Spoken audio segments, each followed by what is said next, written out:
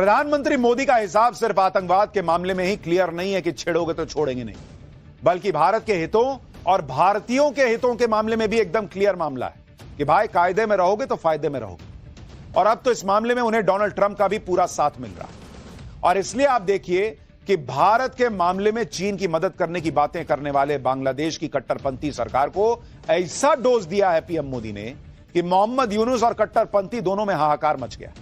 इतना ही नहीं, अब तो मोदी ट्रंप ऐसे धमाके कर रहे हैं कि चीन, पाकिस्तान, बांग्लादेश सब बाप बाप कर रहे हैं।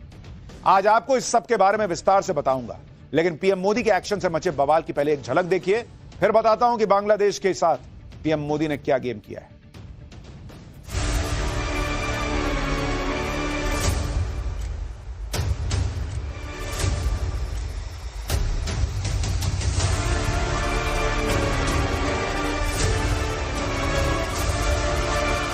The facility, therefore, has been withdrawn with effect from 8th April 2025.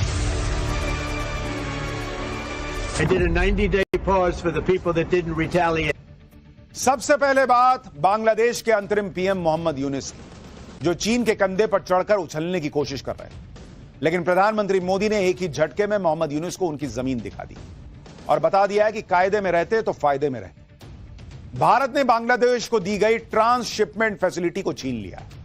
Bangladesh की मदद के लिए यह फैसिलिटी साल 2020 में दी गई थी। इस फैसिलिटी की वजह से बांग्लादेश अपने सामान को भारतीय बंदरगाहों और एयरपोर्ट के रास्ते दूसरे देशों को एक्सपोर्ट करता और मोटा मुनाफा कमाता था। सुनिए बांग्लादेश को लगे झटके पर भारतीय विदेश मंत्रालय ने क्या कहा है, फिर आपको बताऊंगा कैसे पीएम मोदी ने एक ही झटके बांग्लादेश की दुकान बंद कर दी।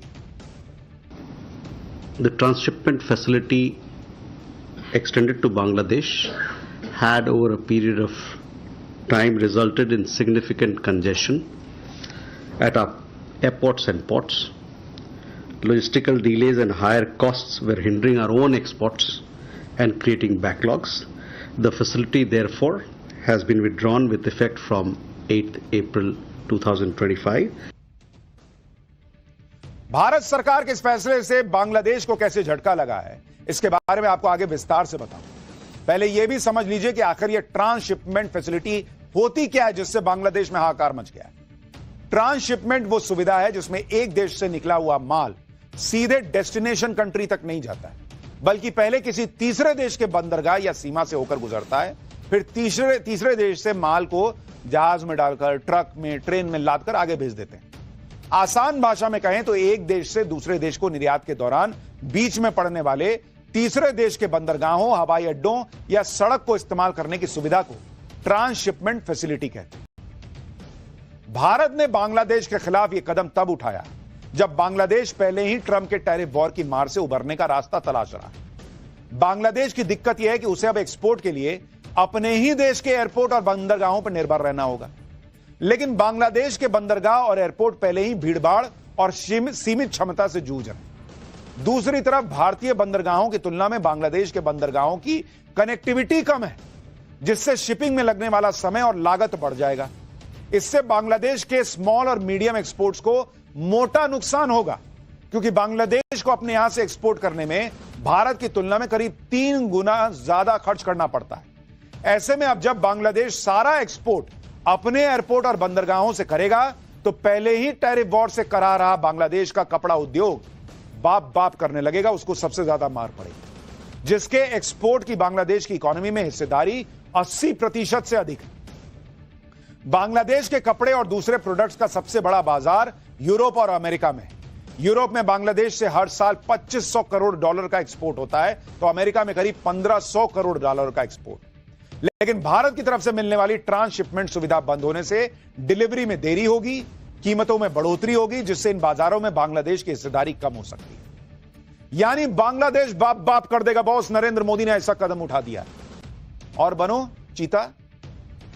ट्रांसशिपमेंट सुविधा मिलने की वजह से बांग्लादेश को किस तरह फायदा हो रहा था उसके बारे में आपको बताता हूं। सड़क मार्ग से आने पर बांग्लादेश से बेनापोल और पेट्रापोल बॉर्डर के जरिए दिल्ली तक दूरी करीब 1900 किलोमीटर है। इतनी लंबी दूरी होने के बावजूद बांग्लादेश से रोजाना 25 से 30 ट्रक दिल्ली पहुंचते हैं, क्योंकि इतनी लंबी दूरी तय करने के बावजूद बांग्लादेश के लिए दिल्ली से एक्सपोर्ट करना सस्ता पड़ता था, क्योंकि दिल्ली एयरपोर्ट पर बांग्लादेश के एक्सपोर्ट्स के मुकाबले चार्ज 3 गुना कम था।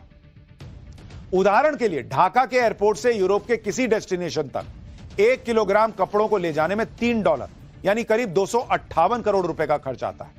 लेकिन 1 किलोग्राम कपड़ा अगर दिल्ली एयरपोर्ट से यूरोप के उसी डेस्टिनेशन तक भेजना हो तो इस पर खर्च घटकर $1.25 यानी करीब 103 रुपए रह जाता है। पहले 258 रुपए लगना है जो कि आप अगर बांग्लादेश से भेज रहे हैं, लेकिन भारत से भेज रहे हैं तो 103 रुपया, मतलब आधे से भी कम।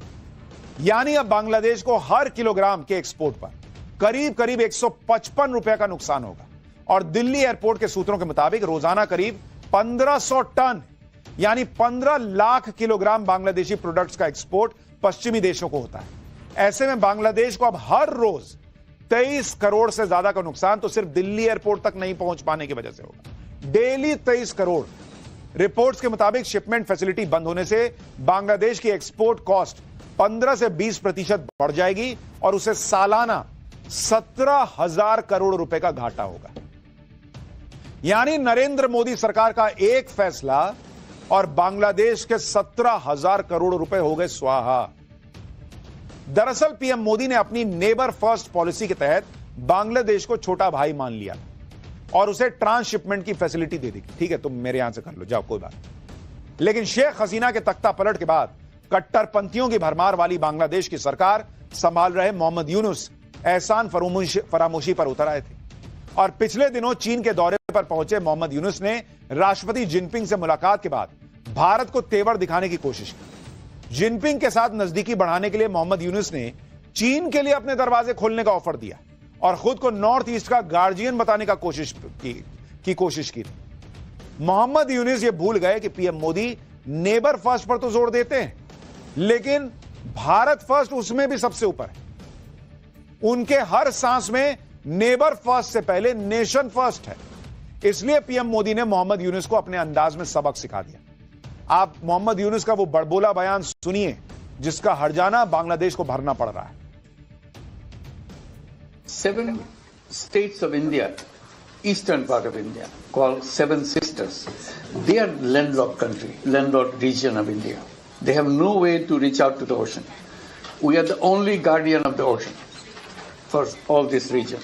So this opens up a huge possibility. So this could be an extension of the Chinese economy. Build things, produce things, market things, bring things to China, bring it out to the whole rest of the world. यह मोदी का नया भारत है। यह बुखार उतारना जानता है। आपको याद होगा ऐसे ही वो मोहम्मद मोइजू कूद रहा था चीन के गोद में जाके बैठने के लिए। एक तस्वीर नरेंद्र मोदी की आई थी और 4 एक्शन हुए थे। भाई जो है वो दौड़ा दौड़ा भारत के पास आया कि गलती हो गई बॉस। वैसे ही अब बुखार उतार दिया गया है बांग्लादेश का। पीएम मोदी से मुलाकात के दौरान ट्रंप पहले ही कह चुके थे कि बांग्लादेश से पीएम मोदी खुद निपट लेंगे और आज पीएम मोदी ने एक ही झटके में बांग्लादेश की दुकान को बंद करके यह साबित कर दिया। दूसरी तरफ जिस चीन के दम पर मोहम्मद यूनुस भारत को आंख दिखाने की कोशिश कर रहे थे, उस चीन का इलाज मोदी के दोस्त ट्रंप टैरिफ वॉर के जरिए हर रोज कर रहे हैं। अब तो दुनिया भर के एक्सपर्ट मान चुके हैं कि ट्रंप के टैरिफ वॉर का असली टारगेट तो चीन है और इसकी वजह बताता हूं। दरअसल ट्रंप ये अच्छी तरह जानते हैं कि चीन दुनिया के सबसे बड़ा मैन्युफैक्चरर है और पूरी दुनिया में मैन्युफैक्चरिंग सेक्टर में चीन का मार्केट शेयर 30% से ज्यादा है। इसी वजह से चीन को दुनिया की दुकान कहा जाता है। चीन मैन्युफैक्चरिंग सेक्टर में अमेरिका ही नहीं बल्कि पूरी दुनिया की जरूरतों को पूरा करता है। जिस तरह से आए दिन किसी न किसी मुद्दे पर चीन और अमेरिका के बीच तकरार हो रही है, फिर चाहे वो ताइवान का मुद्दा हो, पनामा नहर का हो या फिर इंडो पैसिफिक रीजन में वर्चस्व साबित करने की लड़ाई। इसलिए ट्रंप कई बार ग्लोबल सप्लाई चेन में चीन के दखल को कम करने की बात कह चुके हैं। ऐसे में माना जा रहा है कि ट्रंप के टैरिफ वॉर का असल मकसद चीन के मैन्युफैक्चरिंग सेक्टर की कमर तोड़ देना है। और इसके लिए अमेरिका के राष्ट्रपति डोनाल्ड ट्रंप ने टैरिफ वॉर को लेकर 2 बड़े ऐलान किए। पहला, भारत समेत सहयोगी देशों पर लगने वाले टैरिफ पर 90 दिन की रोक लगा दी और दूसरा, चीन के खिलाफ टैरिफ को बढ़ाकर 125% कर दिया। अब आप सोचिए कि भारत पर जो टैरिफ लगने की बात थी उसको तो 90 दिन का रोक दिया कि भाई चलो ठीक है, और दूसरी तरफ हम चीन पर लगा दिया 125% का टैरिफ। अब इसमें भारत का फायदा कितना ज्यादा है यह समझना कोई रॉकेट साइंस तो है नहीं। लेकिन यह समझना जरूरी है कि जिस तरह ट्रंप चीन पर लगातार टैरिफ बढ़ाते जा रहे हैं, उसका चीन पर असर क्या हो। ट्रंप अब तक चीन पर 125% टैरिफ लगा चुके हैं। आसान भाषा में समझिए तो इसका मतलब यह है कि अब जो भी अमेरिकी बिजनेसमैन चीन से सामान इंपोर्ट करेगा, उसकी कीमत 125% बढ़ जाएगी। अगर चीन में बना सामान अमेरिकी बिजनेसमैन को पहले 1 लाख रुपए में मिलता था, तो अब टैरिफ बढ़ने के बाद उसकी कीमत दोगुनी से ज्यादा यानी करीब 2.25 लाख रुपए हो जाएगी। इससे चीन के एक्सपोर्ट में भारी गिरावट आ सकती है और इसका सीधा फायदा भारत को मिल सकता है, क्योंकि भारत में पिछले 10 साल में नरेंद्र मोदी ने मेक इन इंडिया को बढ़ावा दिया, भारत में ईज ऑफ डूइंग बिजनेस को बढ़ाया, भारत को मैन्युफैक्चरिंग हब बनाने का प्रयास किया। कई कंपनियां ऑलरेडी चीन छोड़कर भारत आ चुकी हैं। भारत कहेगा लो ना यार, मेरे से लो, छोड़ो चीन को। उधर बांग्लादेश को निपटाने का इंतजाम हो ही गया है, कपड़े भी भारत से लो, वो उससे लेने, बांग्लादेश से लेने की क्या जरूरत। चीन पर लगातार बढ़ रहे टैरिफ के बीच भारत को बड़ी राहत मिल गई, जिसके पीछे पीएम मोदी की ठोस प्लानिंग है। पीएम मोदी ने चीन की तरह ट्रंप के टैरिफ पर तेवर नहीं दिखाया, ट्रंप के टैरिफ लगाने के ऐलान पर तुरंत रिएक्ट नहीं कर दिया, जैसा यहां कुछ लोग चाह रहे थे कि नरेंद्र मोदी पैर पटके कहेंगे देखो ऐसा कर। नहीं किया पीएम मोदी ने। पीएम मोदी ने इससे निपटने के लिए पहले ही होमवर्क करने का काम शुरू कर दिया। एक तरफ पीएमओ के दखल से भारत और अमेरिका के बीच ट्रेड डील फाइनल होने की पहल शुरू कर दी गई थी। इस बायलैटरल ट्रेड डील पर भारत और अमेरिका के बीच करीब करीब सहमति बन चुकी है। अमेरिका के वित्त मंत्री ने खुद माना है कि भारत ऐसा देश है जो टैरिफ पर बात करने के लिए इस समय सबसे आगे, यानी अमेरिका तक टैरिफ वॉर को लेकर पीएम मोदी की स्ट्रैटेजी का लोहा मान रहा है। लेकिन भारत में एक इकोसिस्टम है जो टैरिफ वॉर पर ज्ञान दे रहा है, पीएम मोदी पर सन्नाटे में जाने का आरोप लगा रहा है। इसी इकोसिस्टम का हिस्सा राहुल गांधी भी। सुनिए गुजरात में हुए कांग्रेस के अधिवेशन में राहुल गांधी ने टैरिफ वॉर को लेकर कैसे पीएम मोदी को घेरने की कोशिश की थी। पहले नरेंद्र मोदी अमेरिका गए, याद है आपको, गले लगे थे, याद है? इस बार गले लगने वाली फोटो देखी आपने? देखी? कहां गायब हो गई? राष्ट्रपति ट्रंप ने ऑर्डर दिया, जिनको मोदी जी अपने मित्र कहते हैं, ऑर्डर दिया, सुनो, इस बार गले नहीं लगेंगे,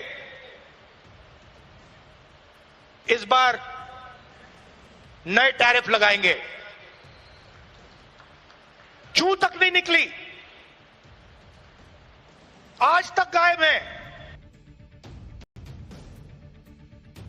नहीं होगा कुछ, यही चलेगा। पाठशाला